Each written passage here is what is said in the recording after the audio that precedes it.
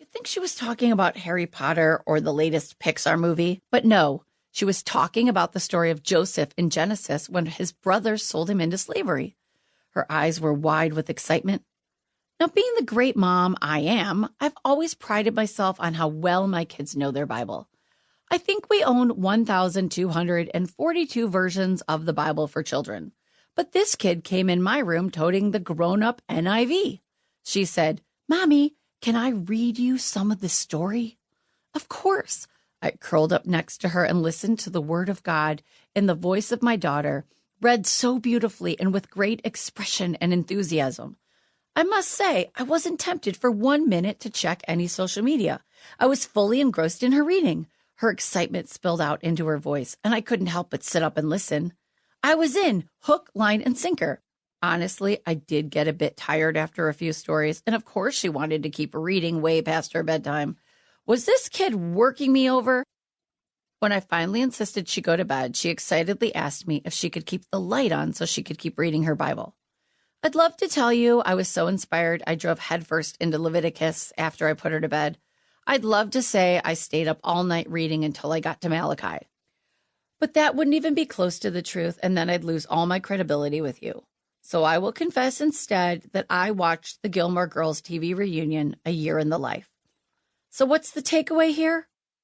Should I simply be happy that the next generation in my family is going to be a lover of the Word? Or should I wallow in guilt because my kid is spiritually surpassing me at age 9? Maybe I just need to get back to being like a child. Maybe that's what God wanted me to experience that night, the faith and joy of a child. If so, I'm all in. Right after I check my... Just kidding. How is your time with God in His Word? Does it feel like a chore, or is it something you truly look forward to? Has God ever spoken to you through a child? I found this verse in Matthew chapter 19, verse 14, that I thought I'd share. Jesus said, "Let the little children come to me."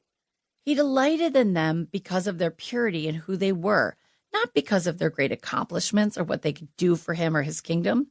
He delights in us the exact same way. I believe that's how God sees us, as children, pure in heart and mind. We're the ones who made up all the complicated systems and rules and guidelines on how to draw closer to God. How about we just do it?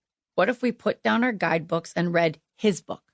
I found it's easier for me to read the Bible consistently if I find a version of the Bible that's easy to understand. Personally, my favorite is the New International Version. I've tried reading the Message, but it was a little too far away from the text I grew up with. I've tried the King James Version, but all the fancy pronouns gave me a headache. One resource I love is the Bible Gateway app for my smartphone, or BibleGateway.com. Both are free and include audio versions of the Bible. Now I can stream Bible verses at any time of the day, even while I'm multitasking. And who are we kidding? We're women. When are we not multitasking? We probably do to-do lists in our dreams.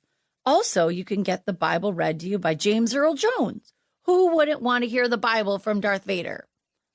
As a performer, I get to be a part of many cool projects.